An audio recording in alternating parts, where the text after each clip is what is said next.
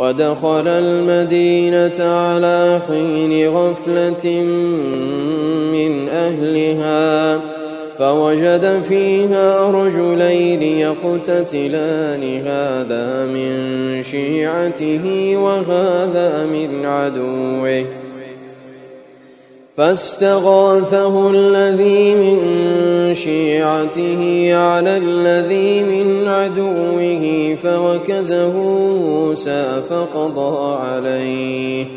قال هذا من عمل الشيطان إنه عدو مضل مبين قال رب إني ظلمت نفسي فاغفر لي فغفر له إنه هو الغفور الرحيم